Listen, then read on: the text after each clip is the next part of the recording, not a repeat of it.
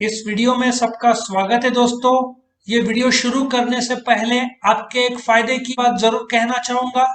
इस वीडियो के डिस्क्रिप्शन में आप जाओगे तो आपको इस सब्जेक्ट का लिंक मिल जाएगा, जिसको आप क्लिक करोगे तो chapter by chapter, question by question सारे के सारे वीडियोस आपको मिल जाएंगे और दूसरे सब्जेक्ट के भी लिंक्स मिल जाएंगे, जिसमें chapter by chapter, question by question सारे वीडियोस मिल जाएंगे। और एक और आपको आइडिया देता हूं, मेरे चैनल को आप क्लिक करोगे तो मेरे चैनल के प्लेलिस्ट पे जाओगे तो आपको 20 के ऊपर सब्जेक्ट्स के लिंक मिलेंगे। बस आपको क्लिक करना है, जो सब्जेक्ट आपको के वीडियो चाहिए, बस आपको chapter by chapter, question by question सारे वीडियोस मिल जाएंगे। तो चैनल को जरूर सब्सक्राइब करो ताकि आपको हर रोज जो हम अपडेट करते वीडियोस वो मिलते रहें। तो हम शुरू करते हैं इस क्वेश्चन का वीडियो अभी। जो जो प्रिंसिपल ऑफ मोटिवेशन ये तुम्हारे टेक्स्ट बुक में दिया हुआ है, तो उसको ही मैं डिटेल में एक्सप्लेनेशन करने वाला हूँ, ठीक है। सबसे पहला जो प्रिंसिपल है मोटिवेशन का, दैट इज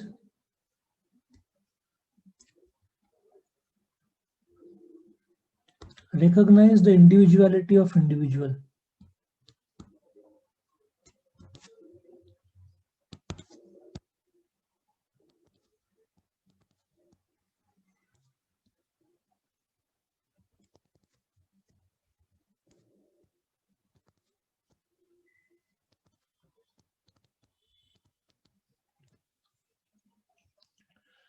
Now, सबसे पहले तो तुमको समझना है कि दो लोग एक हो नहीं सकते, ठीक है ना। सब वर्ल्ड में करीबन 800 करोड़ लोग हैं आज के टाइम में, वर्ल्ड का पॉपुलेशन। कोई भी दो आदमी ट्विंस भी रहे तो भी सेम नहीं रहते, कुछ ना कुछ फर्क, चेहरा में भी थोड़ा सिमिलर होगा लेकिन पर्सनालिटी अलग अलग है। इनफैक्ट मैं और मेरी बहन भी ट्विंस है, लेकिन हमारे पर्सनालिटी शुड बी सेम नहीं है, अलग इंसान माने जाएंगे हम लोग, है ना।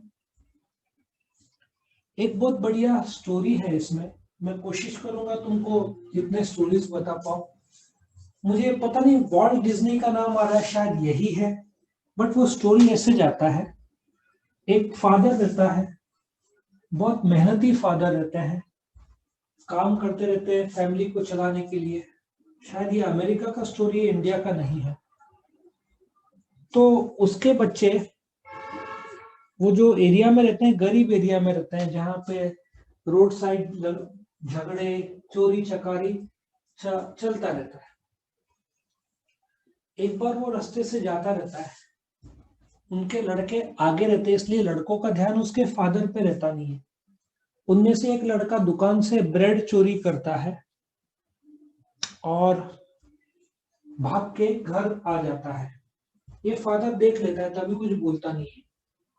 घर जाता है तो उसका लड़का बोलता है, देखो मुझे दुकानदार ने गिफ्ट दिया। उसके फादर बोलते हैं कि मैं जो कमाता हूं, जो भी इनकम है, ये अपने फैमिली के लिए खर्च होता है। हम किसी से भीख मांगेंगे नहीं, हम चोरी करेंगे नहीं। वो उस लड़के को लेके जाता है, एक जैसे पाव रहते ना, वैसे लंबा सा पाव जो है ना फॉरेन में, जैसे ब्रेड का है ना, ऐसा सोचो, सब ब्रेड को स्लाइस नहीं किया हो, जैसे चिपका दिया हो, ऐसे टाइप के बड़े पाव टाइप वो कुछ तो चुराता है। फिर स्टोरी ऐसा मूव करता है कि उसका फादर और सन बेचारा शर्माता है क्योंकि पकड़ी जाती है उसकी चोरी। दुकान में जाते हैं और वापस करते हैं, और उसके फादर दुकानदार को सॉरी बोलते हैं। ये लोग बाहर जाते रहते हैं, लड़का शांत और सर झुकाया हुआ रहता है। वो बोलता है कि दुनिया में ऐसे बहुत सारे चीजें हैं जो अपने को चाहिए, बट अपने पास पैसा नहीं है, तो उसको चोरी करने की जरूरत नहीं है। जो भी हम खाएंगे, इज्जत की लाइफ जिएंगे। उसका लड़का रोने लग जाता है और प्रॉमिस करता है वो ऐसे करेगा नहीं। वो लड़का बड़ा होके बहुत बड़ा आदमी बनता है, बट जितना लेसन उसको लाइफ में मिलता है, वो बोलता है ये मेरा जिंदगी का सबसे बढ़िया लेसन था। बोलने का तात्पर्य यह है, प्रिंसिपल ऑफ मोटिवेशन यह है कि तुम इंडिविजुअल्स का जो इंडिविजुअलिटी है, मानते हैं कि कई बार अपने को प्रॉब्लम आता है दूसरे के बिहेवियर और एटीट्यूड से। एक वर्ल्ड का सबसे टफेस्ट मैन जिसको माना जाता है उसका नाम है डेविड गॉगिंस। वर्ल्ड तुम गूगल करोगे ना, वर्ल्ड टफेस्ट मैन, उसका नाम आ जाएगा। उसके फादर उसको छोड़ देते हैं, उसकी मदर को। ये लोग गरीबी में समय बिताते हैं, लेकिन छोड़ने से पहले माँ बेटे दोनों को बहुत मारते हैं और फिर हकाल देते हैं। नहीं, हकाल नहीं देते, उसकी मदर छोड़ के लड़के को लेकर चली जाती है। तो डेविड गॉगिंस जैसे वक्त में उसका लाइफस्टाइल, उसका वजन 150 किलो हो जाता है, खाने का, मेहनत नहीं करने का। तो एक दिन वो सोचता है कि उसके फादर, हर चीज में उसके फादर को दोष देता है वो। तो एक दिन वो सोचता है कि उसके फादर को कितना भी गाली दे, उसके फादर ने क्यों बिहेव ऐसा गलत किया, क्योंकि हो सकता है कि उसके फादर ने, मतलब उसके दादा ने उसके फादर को ऐसा किया हो। तब उसको ख्याल में आता है कि डेविड गॉगिंस को, कि उसका जिंदगी उसको ही सेट करना है, उसके फादर या दादा को गलत बनाकर उसका पूरा जीवन ऐसा बीत जाएगा। ऐसा ही स्टोरी एक जेके राउलिंग का है। जेके राउलिंग प्रेग्नेंट रहती है, लेकिन उसके जो हस्बैंड है वो उसको छोड़ देता है, डिवोर्स कर देता है। फिर वो बोलते ना, फॉरेन में गरीब लोग को पैसा देते हैं महीने का, जो 2-4 हज़ार है, जिसमें तुम रोटी कपड़ा खा सक, रोटी भूखे मर नहीं जाओगे, बस खाने जितना पैसा मिलता है, जिसको सोशल सिक्योरिटी बोलते हैं। वो बोलती है कि मेरा लाइफ हर प्रकार से डाउन होते गया, लेकिन कुआं का एक अंत आता है, नीचे का पॉइंट है। वैसे हर ब्लेमिंग, वो बोलती है कि मैं अपने हस्बैंड को ब्लेम कर रही थी, मेरे पिताजी को ब्लेम कर रही थी। तो वो बोलती है कि ब्लेम करने का भी एक एक्सपायरी डेट है। मेरे पिताजी या हस्बैंड को ब्लेम करने का समय अभी खत्म हो गया, मुझे ही कुछ करना होगा। फिर वो जेके रोलिंग जो हैरी पॉटर का पहला बुक लिखती है, उसमें भी 12 पब्लिशर रिजेक्ट कर देते हैं। अब इसकी स्टोरी भी बताऊंगा तो बहुत लंबा चला जाएगा। तो बोलने का तात्पर्य है कि हर इंडिविजुअल जिसका एटीट्यूड कितना भी खराब रहेगा, वो उसका लाइफ है, उसको मोटिवेशन का एक तरीका है। अभी हर कोई मिस्टर वर्ल्ड तो नहीं हो सकता, हर कोई तुम्हारी तरह मेहनत नहीं कर सकता, इसलिए तुमको कई बार गुस्सा आता होगा कि वो इतना मेहनत क्यों नहीं करता, एवरेज ही लाइफ क्यों जी रहा है। सो कई लोग बोलते ना, और कई बार देखा गया है कि तुम लोगों को बदलने की कोशिश करो तो झगड़े हो जाते हैं, मिसअंडरस्टैंडिंग्स हो जाते हैं, क्योंकि सब लोग अपने हिसाब से लाइफ जीना चाहते हैं। आजकल के यंगस्टर्स को एडवाइस ज्यादा पसंद नहीं है। तो यही लॉजिक है पहला, कि तुम इंडिविजुअल्स को, बोलते ना, वो इंडिविजुअल का अपना एक इंडिविजुअलिटी है, उसको सम्मान करके उसका एटीट्यूड क्यों बना, वो कारण समझ के यदि थोड़ा सा समझदारी दिखा जाए तो शांति रहता है। दूसरा, make your subordinates feel important.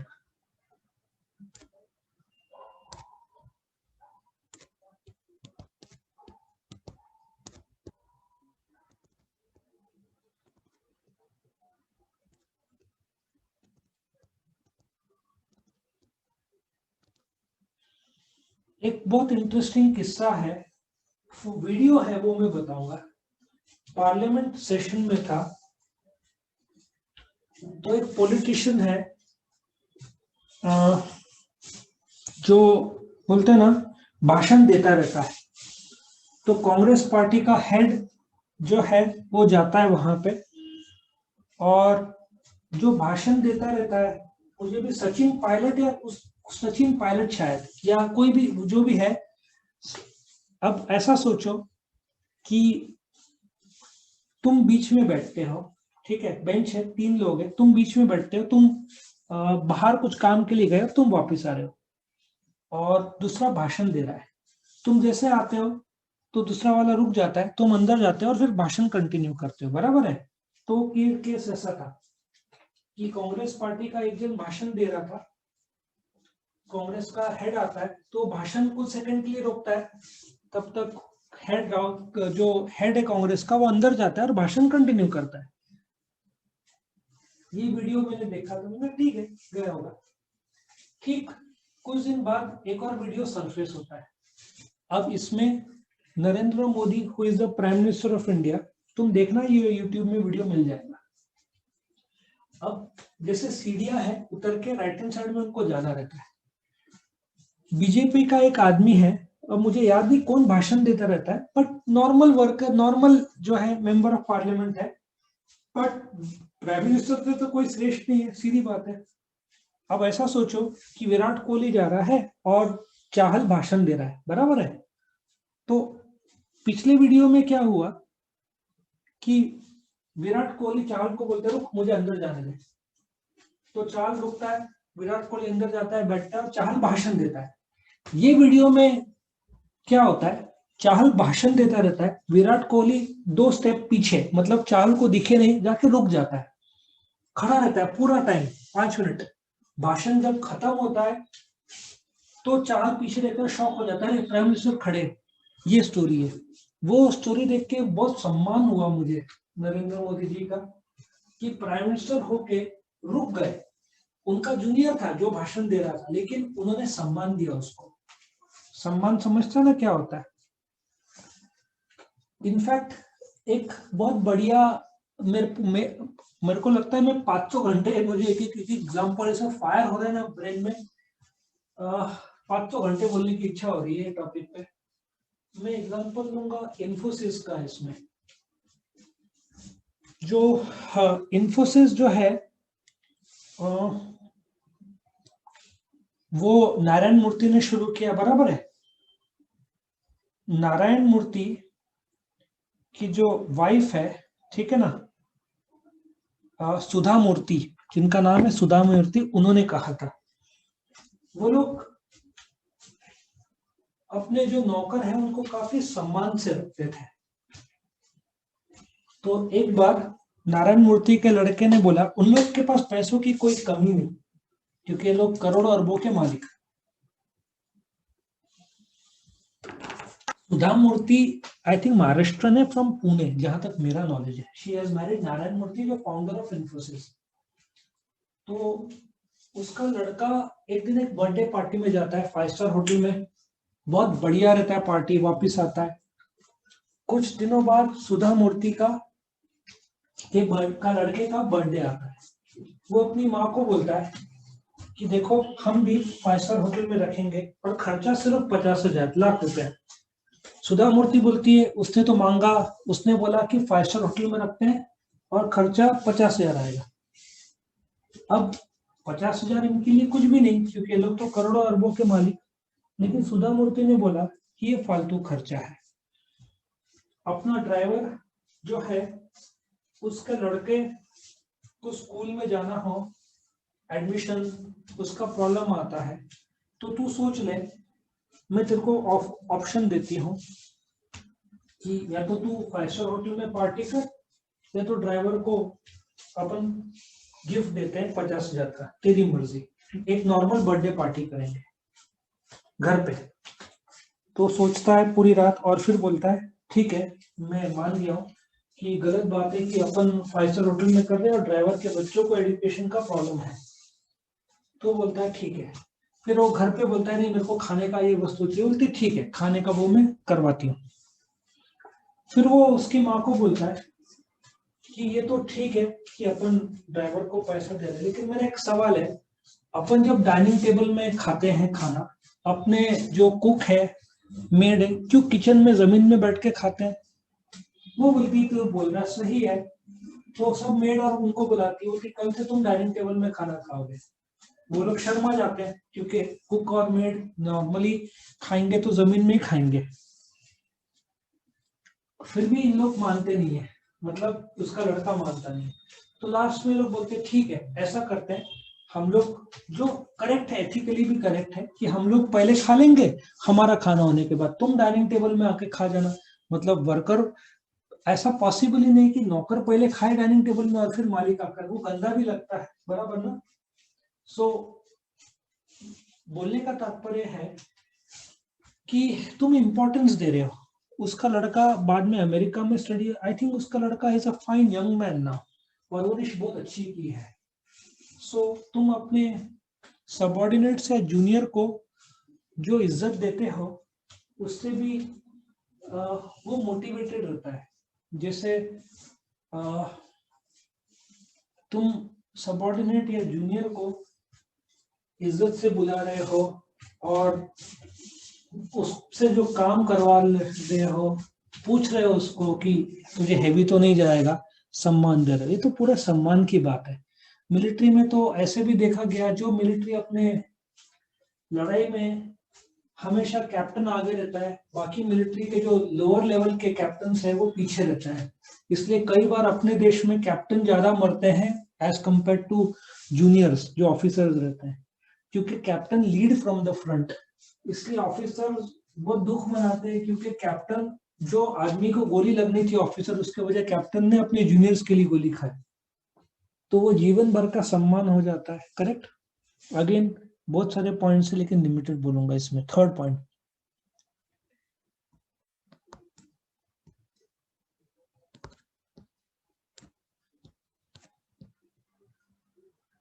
Guide rather than order. Now क्या होता है, मैं एक कॉलेज में आज से 7 साल पहले 3 महीने के लिए, एक कॉलेज है जिसमें होटल मैनेजमेंट भी है, एमबीए भी है, और होटल मैनेज और फार्मास्यूटिकल भी है, डेंटिस्ट भी है, बहुत फेमस कॉलेज है, नाम अगेन ठीक नहीं लगता बोलना। तो वहां पे मैं अकाउंट्स और इकोनॉमिक्स सिखा रहा था। होटल मैनेजमेंट में मुझे 4 कोर्सेज को सिखाना था। मुझे अभी जो याद आ रहे कोर्सेज का नाम बताता हूँ। एक BHMCT था, एक BMS था, एक BSc था, और एक चौथा खुद कॉलेज का एक कोर्स था। प्लस MBA कॉलेज में मैं 2 जगह पे जूनियर और सीनियर अकाउंट्स, और जूनियर को इकोनॉमिक्स और सीनियर को स्ट्रेटेजिक मैनेजमेंट शायद सिखा रहा था। तो जब मैं होटल मैनेजमेंट में मेरा लेक्चर होता था, क्योंकि होटल मैनेजमेंट में 4 जगह पे अकाउंट सिखाना था। उस समय अकाउंट्स होता था, अभी है कि नहीं मुझे पता नहीं, वो मेरा लास्ट बैच था। उसके बाद मैं गया ही नहीं उस जगह पे, कभी नहीं गया। मेरा आखिरी वो लेक्चर के बाद मैंने डिसाइड किया कभी नहीं आऊंगा इस जगह पे। तो होटल मैनेजमेंट में एक बार मैं लेक्चर होने के बाद, एक सर बोले किचन में होटल मैनेजमेंट है तो ऑफ कोर्स सबको खाना बनाना है, सब सिखाएंगे। तो किचन में मैं जा रहा था तो किचन सामने ही था। सर ने बुलाया, आ बैठ। चंद डिस्कशन किया तो सर ने बोला कि चाय पिएगा। मुझे अजीब लगा, मुझे लगा कॉलेज का खर्चा होगा, वो गलत बात है। मैंने बोला नहीं सर। तो फिर सर ने बोला कि नहीं नहीं तुझे पीना पड़ेगा। एक स्टूडेंट को बुलाया कि चाय बना, और चाय बहुत बढ़िया बनाई थी उसने।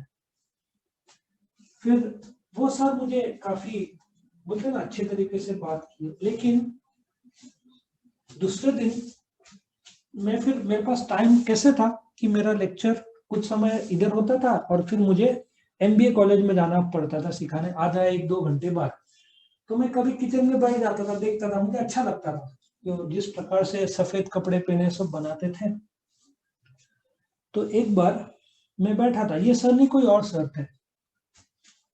उसने एक स्टूडेंट को बोला इधर आ, ऑर्डर किया, और मुझे बोला देख मैं अभी इसकी बैंड बजाता हूँ। फिर उसको घोड़े लगाने शुरू कर दिए। कुछ तो टॉपिक था, ये उसने नहीं किया था स्टूडेंट ने। तो मुझे बहुत आश्चर्य हुआ, वो उसको नौकर की तरह ट्रीट कर रहे थे। उसके बाद से मैंने सोचा किचन में भी जाके फायदा नहीं, क्योंकि बच्चों को जानवरों की तरह ट्रीट कर रहे हैं। बच्चों को पता है इंटरनल मार्क्स प्रोफेसर के हाथ में, तो बेचारे बच्चे भी कुछ बोल नहीं सकते। फिर मैं स्टाफ रूम में जाकर बैठता था। अब स्टाफ रूम में सारे टीचर्स, मैं अपना काम से काम, कम्युनिकेशन काम ही रखता था। लेकिन जब मैंने देखा स्टूडेंट आते थे, ये लोग जिस प्रकार से ट्रीट करते थे स्टूडेंट को, डिसगस्टिंग शब्द जिसको बोलते हैं ना, इन टीचर्स को लगता था कि स्टूडेंट उनके जागीर है, उनके नौकर है। मुझे लगता था कि ये टीचर के पास दो एडवांटेज है। एक तो ये स्टूडेंट से थोड़ा 5-10 साल पहले सीख लिए, जो स्टूडेंट सीखने के बाद ये टीचर को भी हरा देगा नॉलेज के मामले में, बस 4-5 साल पहले सीखा। और दूसरा, इंटरनल के मार्क्स टीचर के हाथ में थे, इसलिए स्टूडेंट डरते थे कि टीचर फेल ना कर दे, और टीचर भी वैसे टाइप के थे। तो ये लोग कभी भी स्टूडेंट का रिस्पेक्ट नहीं पाए, बिकॉज ये लोग हमेशा ऑर्डर और झगड़े सिचुएशन, झगड़े तो नहीं होते थे बिकॉज स्टूडेंट डरते थे टीचर से।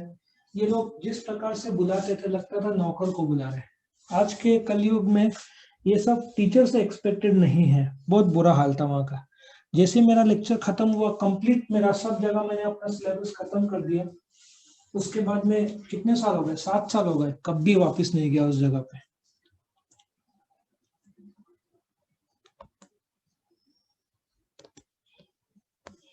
Set a good example.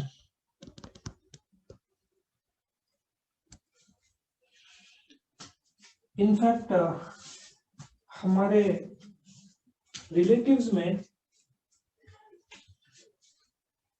एक स्टोरी बहुत फेमस है। वो स्टोरी ऐसा है कि हमारे फैमिली में बहुत सारे टीचर्स हैं। मेरी बहन भी सिखाती है, बट स्कूल लेवल पे, उसका भी प्राइवेट ही क्लासेस है। वो 7th 8th 9th तक शायद सिखाती है, हाँ 9th तक, और 6 भी है उसका, 6 7 8 9 बच्चों को मतलब वो सिखाती है। मेरी दूसरी कजिन है जो IIMS अहमदाबाद में डीन थी। मेरे दादाजी सिखाते थे, मेरे फादर ने भी हैंड राइटिंग के क्लासेस लिए। तुम बोल रहे हो पर सर आपकी हैंड राइटिंग तो बढ़िया लगे, बोलूंगा ठीक है अब क्या करें। तो हमारे बहुत सारे रिलेटिव्स टीचिंग लाइन में है। तो उसमें से एक मुझे जो स्टोरी याद है, एक मैनेजर थे कंपनी के, मैनेजर या एग्जीक्यूटिव थे। तो वो कंपनी में, ये तो बात है 30-40 साल पहले की, तभी ये सब कायदे कानून मतलब प्रिंसिपल्स फॉलो होते थे। तो वो अपने जेब में एक पेंसिल रखते थे। तो एक आदमी, शायद उनका, हाँ सीनियर या जूनियर जो भी है, मुझे स्टोरी का पूरा रूप परफेक्ट याद नहीं, बट मैं उसका एसेंस बता रहा हूँ स्टोरी का। तो एक बार क्या हुआ, वो कुछ लिखने लगे, जो काम उनको दिया तो लिखने लगे पेंसिल से, और फिर दूसरा कुछ फोन आया तो उन्होंने दूसरी पेंसिल ली और लिखा। ऐसा उन्होंने 4-5 बार पेंसिल चेंज किया। तो मैनेजर ने उनको बोला कि तू भाई पेंसिल तो लिखती तो सेम है, तो तू पेंसिल क्यों चेंज कर रहा है।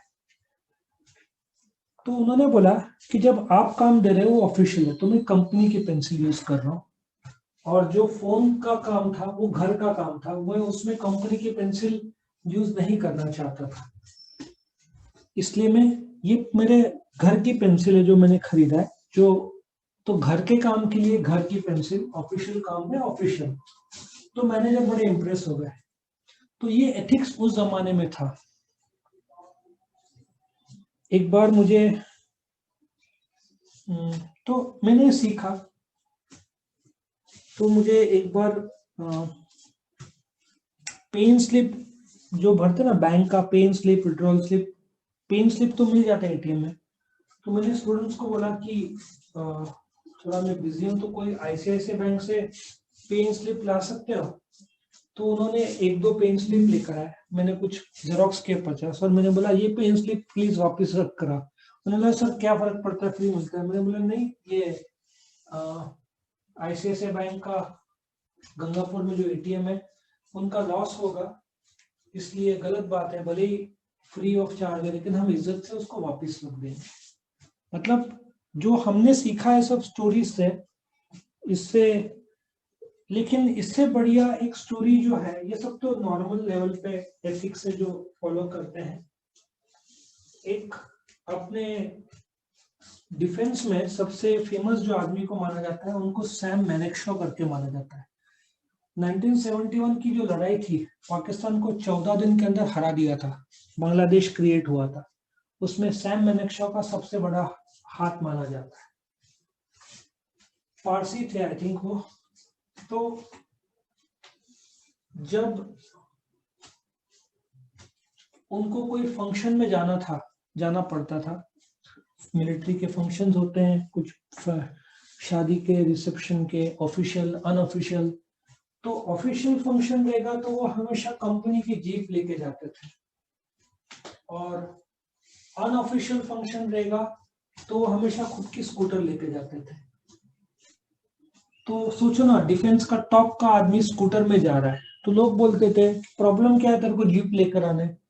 तो उनका जवाब था ये पर्सनल फंक्शन है, ये मैं गवर्नमेंट की गाड़ी कैसे यूज कर सकता हूँ, गलत बात है। आज भी उनको सम्मान की दृष्टि से देखा जाता है। वो दिन एक भाजी मार्केट के बाहर मैंने एक सफेद एम्बेसडर या सब कार देखी जिसमें ऊपर लाल बत्ती थी। फिर कोई भाजी लेकर शायद गई अंदर, कौन सी गाड़ी थी मुझे पता नहीं, बट मुझे ख्याल में आया सैम मैनेक्शॉ होता तो शायद ये अलाउड किया होता था कि नहीं। आजकल हालांकि नॉर्मल है। बीच में मैंने एक न्यूज देखा था, एक कलेक्टर की वाइफ कार सीख रही थी गवर्नमेंट की कार से, और किसी ने वीडियो निकाला था और वो पहुंचा दिया था टॉप लेवल पे, तो उस कलेक्टर को सस्पेंड कर दिया गया था, क्योंकि गवर्नमेंट की कार से वो कार सीख, गवर्नमेंट की कार गवर्नमेंट के काम के लिए दी जाती है। तो हाँ, उस समय हम लोग बहुत सारा ये सब एथिक्स फॉलो करते थे, आज भी फॉलो करते हैं, बट कभी कभार यंगस्टर्स को देखता हूँ मैं, सुनता भी हूँ, कभी कभार गलती से ज्यादा पैसा दे दिया, यंगस्टर्स लौटाते हैं लेकिन कुछ लोग रख लेते हैं, वो लोग बोलते नहीं सामने वाले की गलती है, हम क्या करें। तो थोड़ा यंगस्टर्स में थोड़ा सा ये कमी आई है। तो सेट अ गुड एग्जांपल के तौर पर, यदि जो मिलिट्री में गवर्नमेंट का गाड़ी खुद के लिए नहीं गवर्नमेंट के यूज के लिए करता हो, तो बाकी लोग भी पर्सनल यूज नहीं करते थे उस समय, क्योंकि लोगों को शर्म आती थी कि हमारा बॉस ऑफिशियल काम के लिए ही गाड़ी यूज करता है, नॉन ऑफिशियल काम के लिए खुद की स्कूटर यूज करता है, तो हम कैसे करें। तो ये प्रथा थी। आज का प्रथा मुझे पता नहीं, बट मुझे इतना पता है कि अभी भी ऐसे लोग हैं, कम लोग हैं बट है, जो पर्सनल काम में गवर्नमेंट का सामग्री यूज करेगा नहीं। मैंने LIC के जो एक स्टूडेंट का हाथ में पेन देखा, LIC का पेन में लिखा, प्रिंटेड था LIC। मैंने बोला अरे LIC की पेन कहाँ से आ गई, उसने बोला मेरे फादर LIC में जॉब करते हैं। मैंने कुछ बोला नहीं, लेकिन साफ पता चलता है कि उसके फादर को पेन मिली थी, उसने अपने लड़के को दे दी। और मेरे केस में मेरा सोचना ऐसा है कि कंपनी का एक भी कागज घर पे आना नहीं चाहिए, भले ही वो कंपनी को पता ना चले, वो पेन हो, पेंसिल हो। लेकिन अगेन आजकल का जनरेशन, तो गुड एग्जाम्पल कैसे तुम सेट करते हो, तुम टोटल ऑनेस्टी दिखाते हो कंपनी के प्रति, जिसमें कोई चोरी चकारी नहीं कंपनी के विरुद्ध। पांचवा,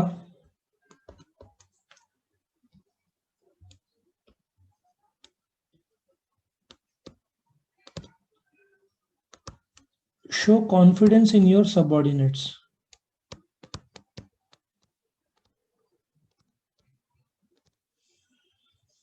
अगेन जो सैम मैनेक्शॉ का ही मैं स्टोरी वापस लेना चाहता हूँ।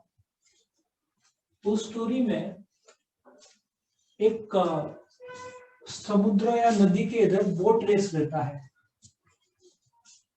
तो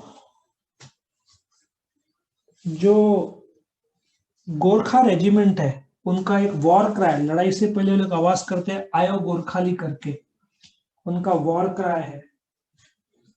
तो ये लोग इसके टीम के उस समय सैम मैनेक्शॉ उधर रहते हैं।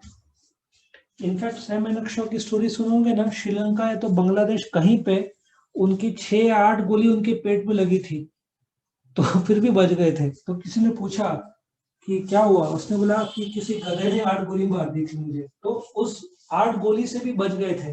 और आगे चलकर उन्होंने अपना देश का नाम रोशन किया। बहुत बड़ी स्टोरी है, लेकिन ये स्टोरी मैं बताऊंगा, बाकी तो बहुत सारे इंसिडेंट्स है। तो जो पानी का रेस चलता है, बोट का रेस चलता है, तो ये लोग इसके जो ऑफिसर्स रहते हैं 2 या 4 जन रेस में भाग लेते हैं और ये लोग जीतते हैं। बाद में बोला जाता है वो तो ट्रायल रेस था और ये लोग थके हुए रहते हैं, एकदम बड़ा रेस। तो ये लोग आकर इसको बोलते हैं कि अरे ये तो ट्रायल था, ऐसे कैसे हो गया। तो ये बोलता है कि अभी जो हो गया सो हो गया, अब मुझे भरोसा है कि तुम वापस से अपने रेजिमेंट, गोरखा रेजिमेंट के लिए लड़ोगे। और फिर वो लोग जाते हैं थके हुए और वापस से बोट रेस में पार्टिसिपेट करते हैं और फिर जीत जाते हैं। तो उस समय सैम मानेकशॉ के आंखों में आंसू आ जाता है। वो बोलता है कि तुमने अपने रेजिमेंट का नाम रोशन किया, मुझे भरोसा था कि तुम जीतोगे। तो show confidence in your subordinates, correct. तो ये वाला पॉइंट है। बहुत सारे अगेन स्टोरीज है, लेकिन to cut it short, next.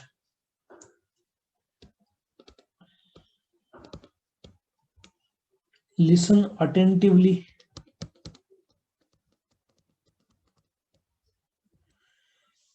Business communication का जो सब्जेक्ट है उसमें लिसनिंग के या एक बैरियर्स टू कम्युनिकेशन में एक बैरियर या रुकावट ऐसा है, लोग सुनते हैं सुनने के लिए नहीं, जवाब देने के लिए।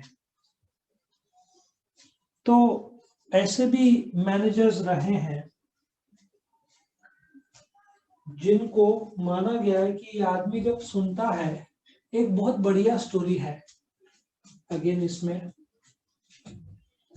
एक आदमी रहता है, वो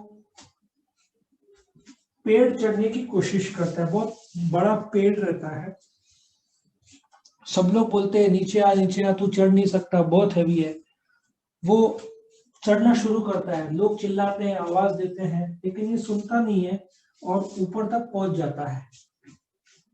और बहुत कम लोग उसके स्पीड में या उसके स्टाइल से या कभी पेड़ पेड़ चढ़ भी पाए, क्योंकि बहुत डिफिकल्ट पेड़ होता है।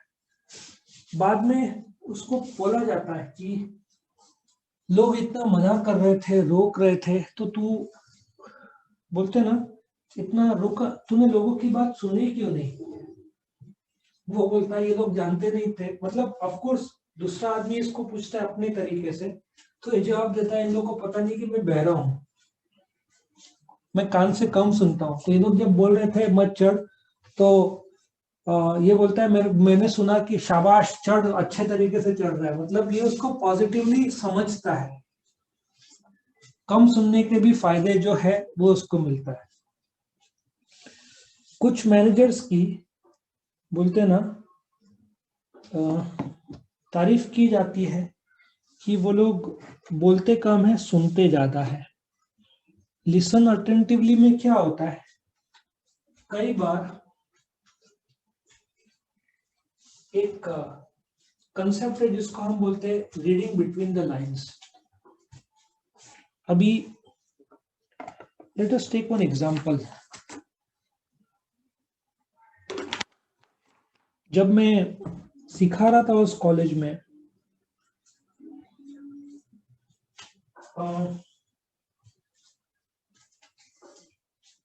तो जो एक स्टूडेंट आया था स्टाफ रूम में, तो टीचर बोलता है उसको, एक प्रोफेसर था, मुझे उसका चेहरा आज भी याद है, वो बोलता है तूने होमवर्क नहीं किया या ठीक से लिखा नहीं। तो वो स्टूडेंट बोलता है सर पर आपने तो दिया ही नहीं था। तो बोलता है अच्छा अच्छा ठीक है। तो वो स्टूडेंट चला जाता है, मतलब जाता है। फिर वो जब जाता है ना, तो टीचर खुद को बोलता है हाँ ठीक है। साफ मैंने इंटरप्रेट किया कि ये सर उस लड़के को फेल करने वाले थे, क्योंकि उस स्टूडेंट ने सर को प्रेम से बोला कि आपने होमवर्क नहीं किया था, और सर ने उसको चैलेंज समझा, ईगो को हर्ट हुआ। तो तुम ध्यान से सुनोगे कॉन्वर्सेशन तो साफ पता चलता है कि स्टूडेंट ने 15-16 साल का स्टूडेंट ने ऑनेस्टली बिना छल कपट के जस्ट बोला सर आपने तो होमवर्क दिया ही नहीं था, और जो टोन में सर ने बोला ठीक है बोला, तो साफ था कि सर का ईगो हर्ट हुआ कि तूने मेरे को कैसे बोला कि होमवर्क नहीं दिया था, मैं जो हूँ सही हूँ। मेरे को ऐसा साफ इंटरप्रेट हुआ कि सर उसको फेल करने वाले हैं। शायद किया भी होगा, मैंने पूछा नहीं पब्लिकली, तो सर बोल नहीं सकते थे कि मैंने उसको फेल कर दिया क्योंकि उसने मेरा अथॉरिटी चैलेंज किया। बट कभी कभार समझने वाले को इशारा ही काफी है, वो वाली बात है। क्योंकि वो कॉलेज के मैक्सिमम प्रोफेसर का जो रवैया था was to order the students. See, एक सिंपल लॉजिक है। मुझे जब पता चला कि एक स्टूडेंट ने मुझे बोला कि सर उसका एक जॉब इंटरव्यू है, मैंने बोला कहाँ पे, उसने बोला सर ताज में। तब मुझे पता चला इनको जॉब कहाँ मिलता था, ताज में, ओबेरॉयज में, JW मैरियट में, फिर शिप में इनको काम मिलता था। तो ये लोग टीचर समझ नहीं पा रहे थे कि ये भविष्य के 5 स्टार होटल के मैनेजर्स हैं, और ये लोग 5 स्टार होटल के मैनेजर इस टीचर से काफी गुना कमाएंगे। तो ये लोग इन स्टूडेंट को लॉन्ग रन में पोटेंशियल मैनेजर्स नहीं देख रहे थे। तो यहाँ पे कई बार स्टूडेंट जब आके बोलता है सर थोड़ा सब्जेक्ट में प्रॉब्लम आ रहा है, तो मेरे को साफ इंटरप्रिटेशन होता है कि कॉलेज के टीचर्स ठीक से नहीं सिखा रहे। तुमको ध्यान से सुनना पड़ेगा कि कई बार स्टूडेंट कुछ और बोलना चाहते हैं बट बोल नहीं पा रहे हैं। इफ यू सी, इंडिया में सबसे ज्यादा सुसाइड जो देखा जा, ऑफ कोर्स वर्ल्ड का सबसे ज्यादा सुसाइड जापान में होता है। जो काम करते करते लोग इतना ज्यादा काम करते हैं कि फ्रस्ट्रेट होकर स्ट्रेस में सुसाइड करते हैं। इंडिया के यंगस्टर्स भी एजुकेशन सिस्टम में, उसमें भी सबसे ज्यादा इंजीनियर्स और मेडिकल लाइन में काफी देखा गया है। IIT का एडमिशन 12-13 लाख लोग बैठते हैं 13,000 सीट के लिए शायद, उसमें भी काफी सुसाइड देखने को मिलते हैं। तो जब एक स्टूडेंट पेरेंट को बोलता है कि मेरे से हो नहीं पा रहा है, IIT मजाक नहीं है, सवेरे से रात तक क्लासेस, कोटा में तो बहुत बड़ा बिजनेस है ये। जब एक स्टूडेंट बोलता है कि हो नहीं पा रहा, पेरेंट्स नहीं कर तू कर कर, बट पेरेंट्स समझ नहीं रहे कि वो सिग्नल दे रहा है कि उसके बस की बात नहीं है। यदि पेरेंट ने ध्यान से और फिर वही स्टूडेंट जब आगे सुसाइड करते हैं तो पेरेंट बोलते हैं हमसे क्या गलती हो गई। सच तो ये बात है कि पेरेंट ने ध्यान से सुना ही नहीं लड़का क्या बोलना चाहता है। लड़का बोलना चाहता है कि आपने मुझे कोटा भेजा IIT करने के लिए, मेरी क्षमता के बाहर ये कोर्स है। मेरी कजिन जो IIMS अहमदाबाद की डीन है, आई थिंक 22 ईयर्स पहले, 22, 23, 25 साल पहले उन्होंने मुझे बोला था तू क्यों नहीं IIMS अहमदाबाद ट्राई करता। मैंने बोला मेरे क्षमता के बाहर में एग्जाम देने वाला ही नहीं। मुझे पता है मेजोरिटी IIMS अहमदाबाद में इंजीनियर्स ही आते हैं, उनके लिए टेक्निकल माइंड लगता है। मैंने कभी एग्जाम दिया नहीं कैट का, मुझे पता था भाई कुछ चीजें अपने लिमिट के बाहर है, उसके लिए बहुत जबरदस्त मैथ्स का ये सब फास्ट स्पीड चाहिए। भगवान ने कुछ लोग को टेक्निकल ब्रेन दिए, कुछ लोग को थिंकिंग ब्रेन दिए, सबके ब्रेन अलग है। मैंने कभी नहीं दिया। मुझे पता था कि जो चीज होने वाली नहीं है या डिफिकल्ट होगा मैथ्स और उसमें डेप्थ है तो नहीं होगा, साफ है, तो मैंने हट गया उससे। लेकिन IIT में पेरेंट्स यदि समझ नहीं पा रहे, फिर बाद में बच्चे सुसाइड का न्यूज आता है। साफ है कि पेरेंट्स ने सुना ही नहीं बच्चों के प्रॉब्लम्स। सीधा एक सिंपल लॉजिक है, पेरेंट्स, अब मेरे 2 लड़के हैं, यदि किसी लड़के किसी दोनों में से किसी एक ने मुझे बोला ये कोर्स नहीं हो पा रहा, मैं बोलूंगा तेरे से क्या हो पा रहा है बोल, एक और बार ट्राई करना चाहेगा, नहीं छोड़ दे, फिर ऐसा कोर्स कर जो तुझे पसंद है, लेकिन वो कोर्स में डेडिकेशन देना। लॉजिक ये है कि तुमको सुनते आना चाहिए कि जब लड़का बोला नहीं हो रहा है, या तो वो आलसी है, जेन्युइनली नहीं हो रहा है। यदि तुमको समझ में आ रहा है आलसी, तो तुम बात करो कि मैं भी साथ में बैठता हूँ, चल मेहनत करेंगे प्रॉब्लम का सोल्यूशन। और सच में पता चलना चाहिए तुमको कि कुछ चीजें उसके क्षमता के बाहर है, तो बेटर है कि बोल दिया जाए कोई बात नहीं छोड़ दे, नेक्स्ट टाइम देखते हैं, दूसरे कोर्स देखते हैं। इससे इजी हो जाता है लाइफ। नहीं तो आजकल के सुसाइड केस इसलिए बढ़ रहे हैं, क्षमता से बाहर पेरेंट्स लोग प्रेशराइज करते हैं बच्चों को, और बच्चे स्ट्रेस में आ जाते हैं। नेक्स्ट इज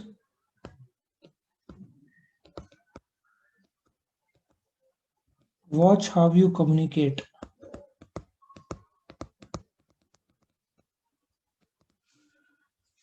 नाउ अगेन इसमें काफी हद तक सेल्फ एनालिसिस जरूरी है।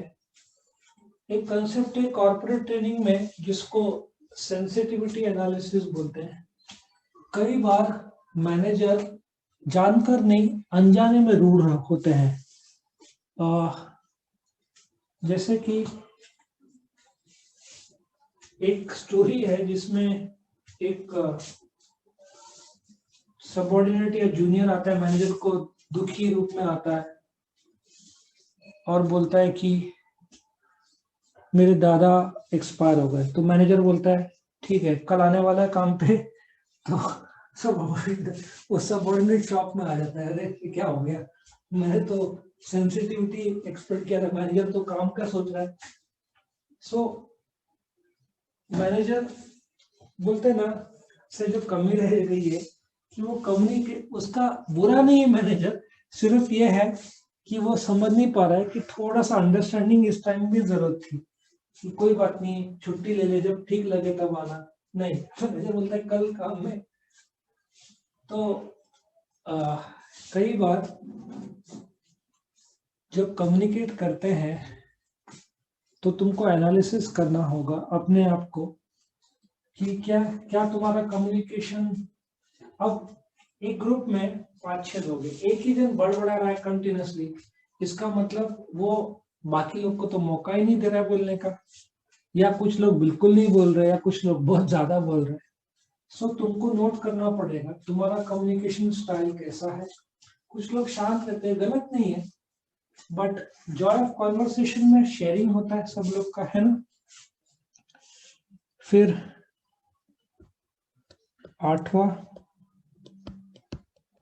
encourages participation।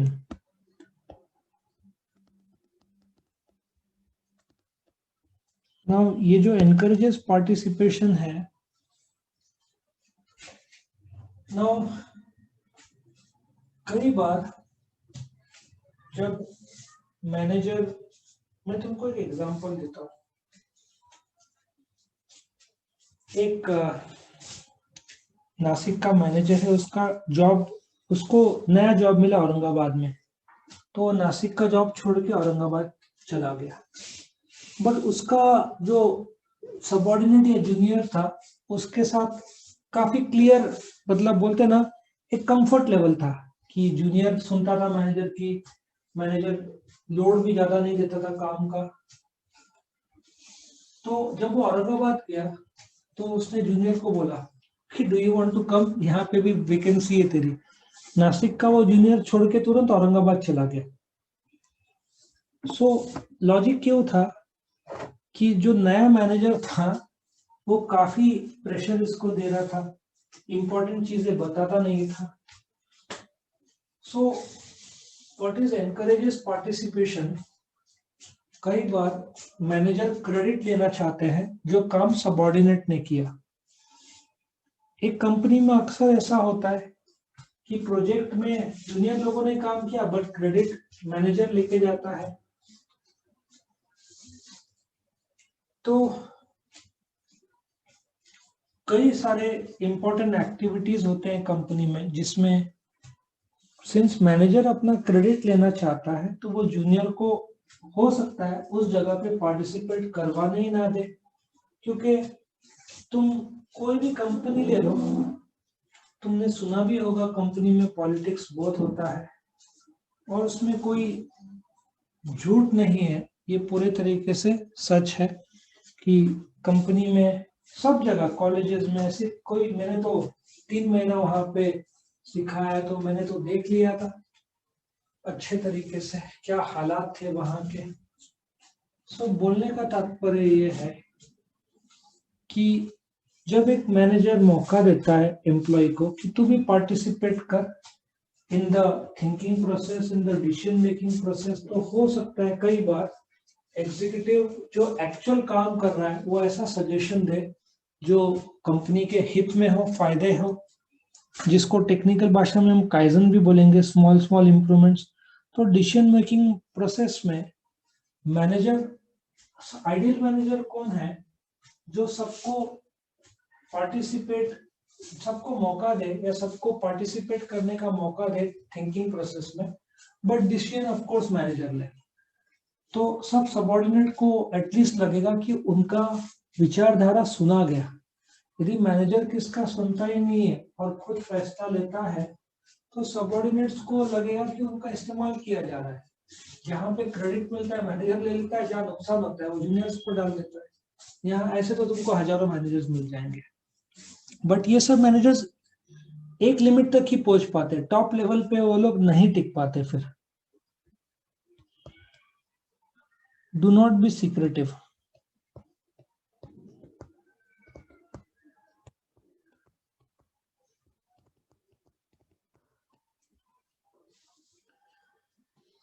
अभी कैसे होता है कि मैनेजर्स को कुछ सीक्रेट्स रखने ही पड़ते हैं। कंपनी घाटे में जा रही है या लॉस हो रही है या बंद होने का चांस है ड्यू टू एनी रीजन, वो सबऑर्डिनेट्स को हर चीज बताते नहीं है और बहुत हद तक सही भी है। लेकिन एक मैनेजर और जो जूनियर्स है उनके बीच एक ऑनेस्टी का रिश्ता होना ही चाहिए। यदि मैनेजर ने चीजें छुपाए तो उसका परिणाम ये होगा, जब सबऑर्डिनेट्स को बाहर से पता चलेगा तो वो लोग भी कुछ चीजें छुपाएंगे मैनेजर से। सॉरी, इसका ये नतीजा निकलेगा कि मैनेजर को इंपॉर्टेंट और जरूरी चीजें, इंटरेस्टिंग जो चीजें हैं जो जानना जरूरी कंपनी के लिए, वो मैसेज मिलेगा नहीं, तो डिसीजन में फर्क आएगा।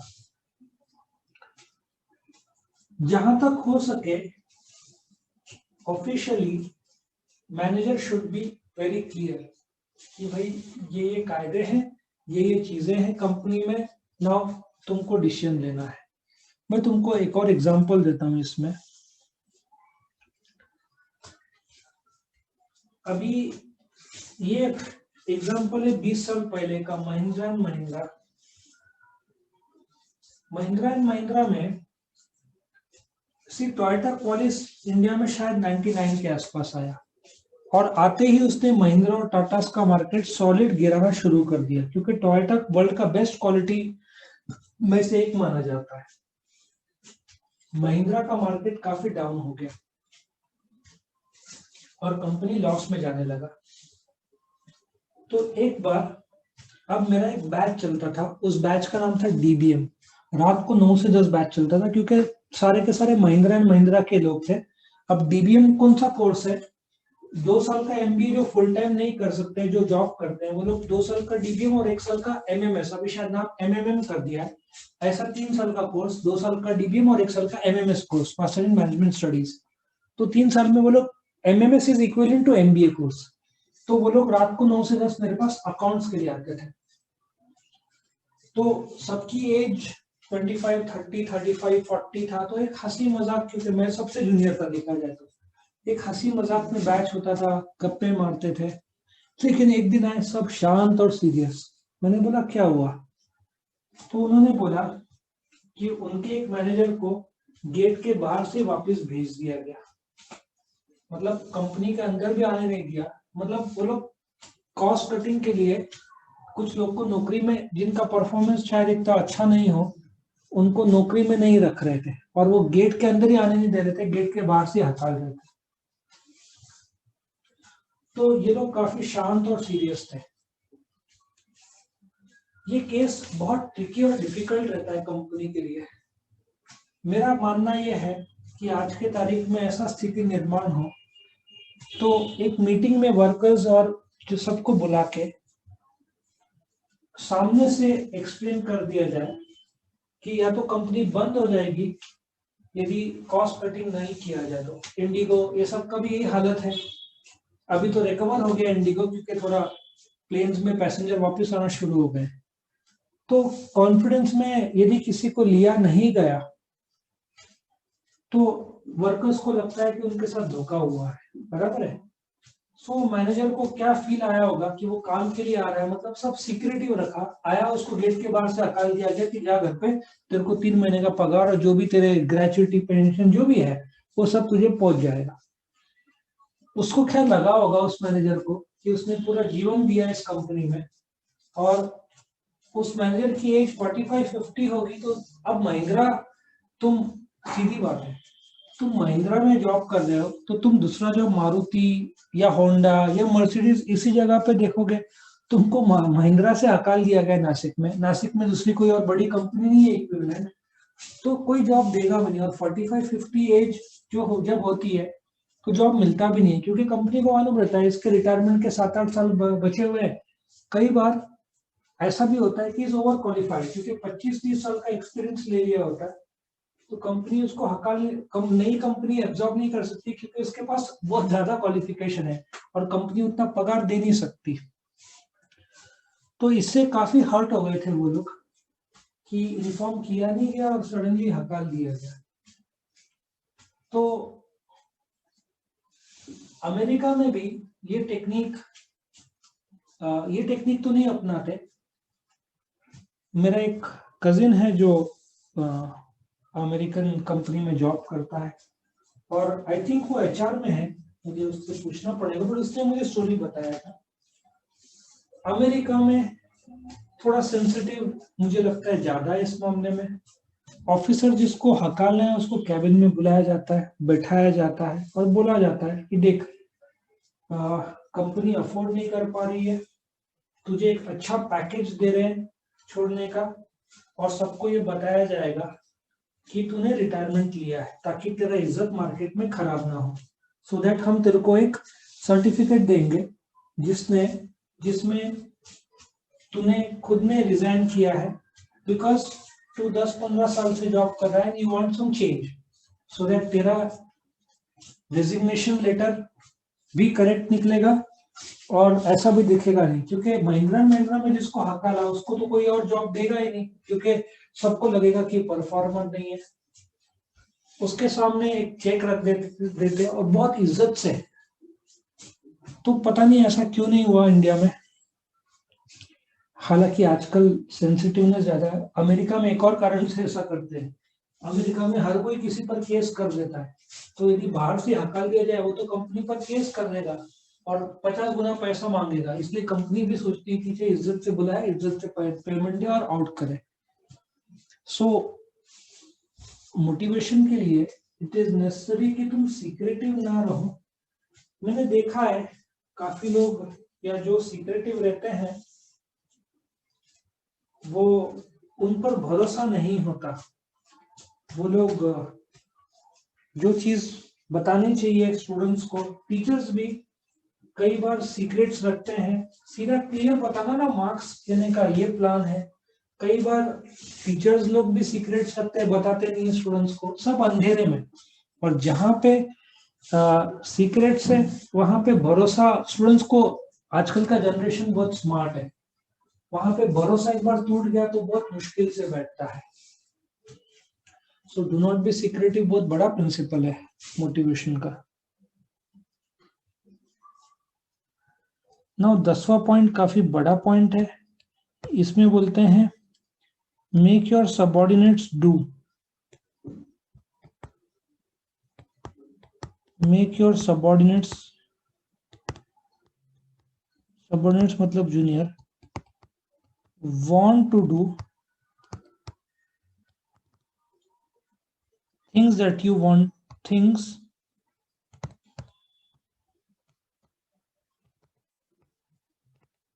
that you want to do। इसमें मैं तुमको 2 एग्जांपल दूंगा, दोनों बैंक्स के हैं, और एक मेरा फ्रेंड का है और मेरा एक पुराना स्टूडेंट था।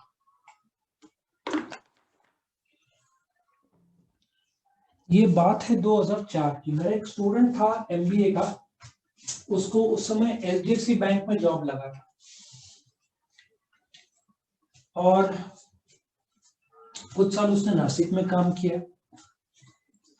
अब कंपनी, उसका जो बॉस था, ऐसा सोचो, उसका जो बॉस था वो, ये कंपनी चाहती थी कि इसको नासिक से धुलिया भेजा जाए। अब पहला लॉजिक क्या है, तुमको बोला जाए कि नासिक से धुलिया जाओ, तुम्हारा पहला जवाब रहेगा नो। तुमको बोला जाए नासिक टू पुणे, तुम बोलोगे यस, क्योंकि नासिक से तुमको बोला कि संगमनेर जाओ, सिन्नर जाओ, तो तुम साफ रिजेक्ट कर दोगे। अब मैनेजर जो चाहता है वही जूनियर में चाहा, ऐसा सिचुएशन क्रिएट किया जाए, तो ये पॉइंट है कि तुम जो चाहते हो वही सबऑर्डिनेट में चाहना चाहिए। उस प्रकार से मोटिवेट करो कि वो बोले हाँ मुझे करना है। अब तुम शहर से गांव में भेज रहे हो या शहर से कम वाली जगह में भेज रहे हो, तो तुम्हारे पास एक ही तरीका है, उसको इस प्रकार से प्रेजेंट करो कि वो खुद बोले हाँ सर मैं जाऊंगा, बहुत बढ़िया ऑफर है।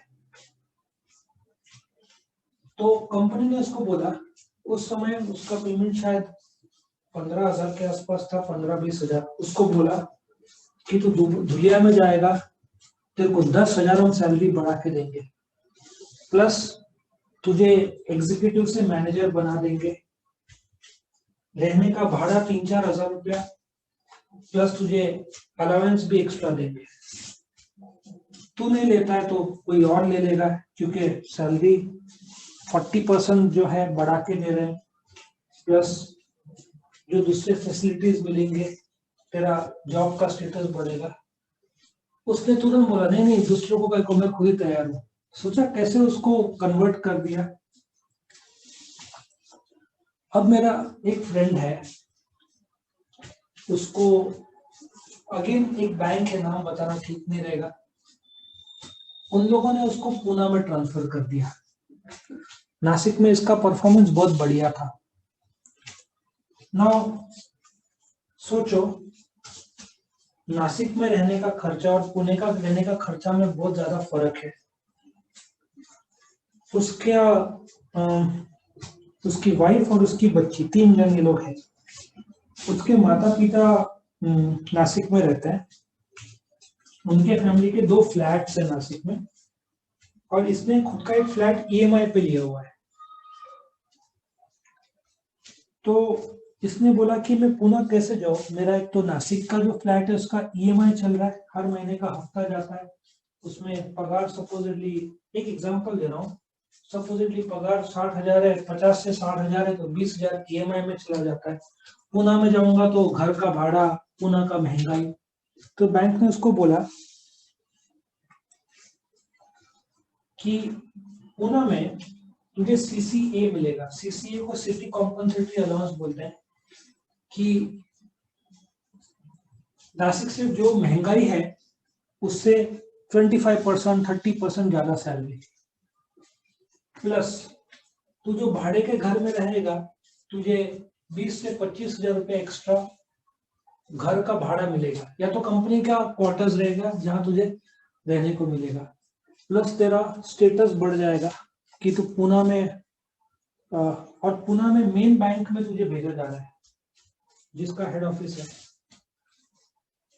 हेड ऑफिस का एक्सपीरियंस लेने के बाद तुझे इंडिया में कोई भी बैंक्स में, मतलब यही बैंक में कहाँ पे भी डायरेक्टली ब्रांच मैनेजर का ही काम मिलेगा। अभी कोई भी आदमी जब बैंक में काम करता है, जहाँ पे बैंक में 20-30 लोग रहे, वहाँ ब्रांच मैनेजर का एक अलग ही सॉलिड रिस्पेक्ट रहता है। बहुत सारे लोग का तो गोल ही रहता है कि भाई कब ब्रांच मैनेजर बनाए बैंक। इसको ब्रांच मैनेजर से एक सीढ़ी नीचे, एक बोलते ना, ऑफर जो है इतना बढ़िया था कि ब्रांच मैनेजर के नाम से ही इसने साफ एक्सेप्ट कर दिया पूरे तरीके से। इसने बोला सर मेरे को कब जाना है बताओ, मैं नासिक का फ्लैट भाड़े पे दे दूंगा, पुणे का तो जो भाड़े के घर पे रहूंगा वो तो आप एडजस्ट करेंगे। उल्टा ये प्लस में आ गया, क्यों, नासिक का घर भाड़े पे चला जाएगा, पुणे में जो भाड़ा भरेगा वो बैंक भरेगा, इसका स्टेटस बढ़ जाएगा, इसके फैमिली में जो बच्ची है इसको पुणे का जो कि एजुकेशन नासिक से काफी बेहतर होगा वहां मिलेगा, इसकी वाइफ भी क्वालिफाइड है तो उसको प्रैक्टिस करती है उसकी वाइफ, तो लॉ का प्रैक्टिस करती है। तो पुणे में क्लाइंट्स ज्यादा अच्छे मिलेंगे या जॉब करेगी, और जॉब में पुणे में पेमेंट अच्छा मिलेगा। सब प्रकार से ऑफर बढ़िया था, उसने एक्सेप्ट कर लिया और आज वो पुणे में है। सो बोलने का तात्पर्य, उसको सीधा बोला होता तेरे को 1 महीने बाद पुणे में जाना है, तू या तो एक्सेप्ट करे तो रिजाइन कर। ये तो बहुत हार्ड तरीका है, बट जब उसको ऑफर दिया गया, इसके बाद वाला स्टेप तेरा ब्रांच मैनेजर का होगा, तो डोंट यू थिंक सो कि उसने खुद ने बोला होगा सर मैं कल जाना चाहता हूँ। तो मोटिवेशन इस प्रकार से, तुमको इस प्रकार से कम्युनिकेट करना है कि तुम्हारा जूनियर बोले हाँ मुझे करना है, तुम जो चाहते हो वही बोले। आया समझ में? तो ये वाला पॉइंट है ये। तो ये तुम्हारे 10 प्रिंसिपल्स ऑफ मोटिवेशन है। तो यहाँ पे क्लोज होता है। वीडियो पसंद आया तो लाइक कीजिए, अपने फ्रेंड्स के साथ शेयर कीजिए, उनका भी फायदा हो, और चैनल को सब्सक्राइब कीजिए। Thank you.